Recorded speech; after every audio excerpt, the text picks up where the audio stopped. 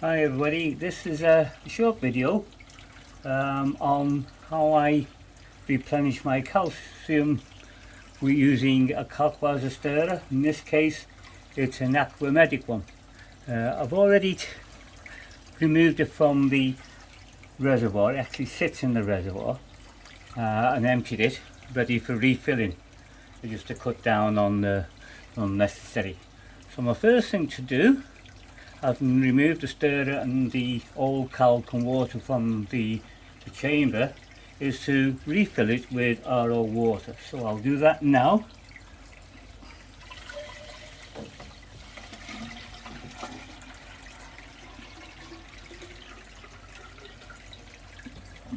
That'll do for the time being.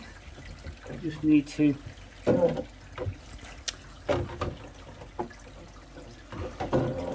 put it down, refit the overflow from the reactor to the sump.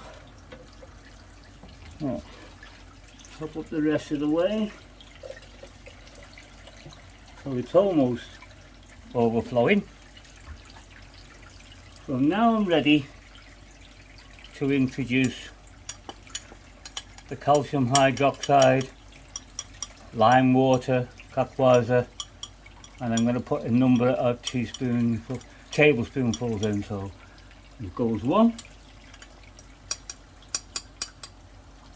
2, 3, 4, 5,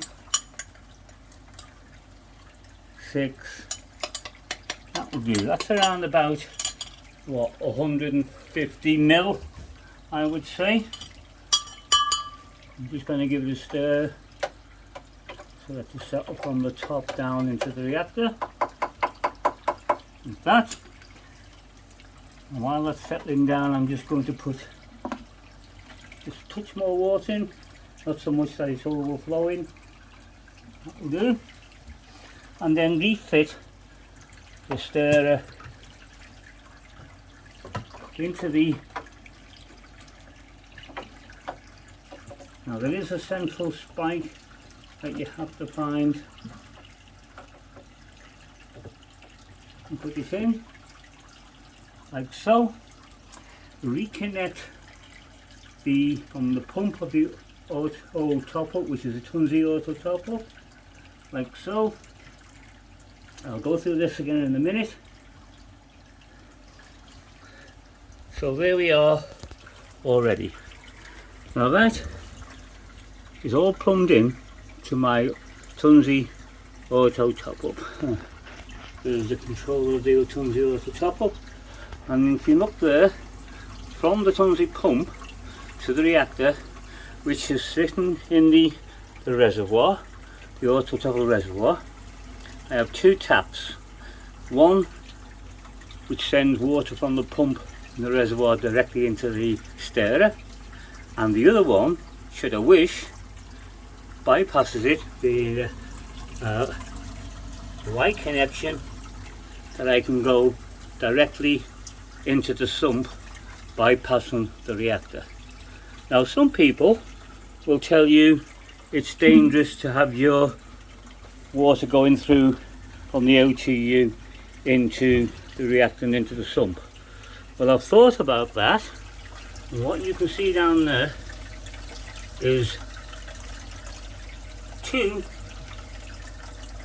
float switches. Well, one's an infrared switch, the black one there, and the other one's a mechanical one, which is set so should too much water get pumped into the sump, which is a constant level, apart from a little bit when it evaporates, of course.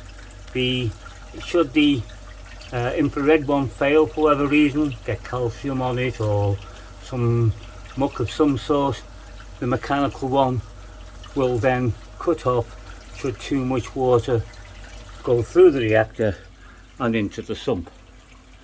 So it's all very simple really. That way I'm doubly insured.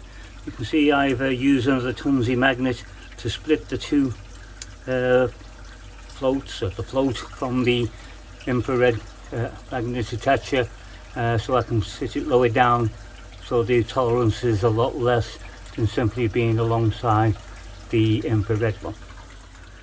So that's it. I'm going to leave that stirring now, because I'm going to turn it back on. You won't be able to see it for a while till it clears, but I'm going to turn the stirrer back on, which will mix the calcium hydroxide, keep it in solution. That in itself is on a timer to come on for roughly 15 minutes or so every 2 hours, just to give it a stir. So it's not on constantly, but it is on once every 2 hours for about 15 minutes.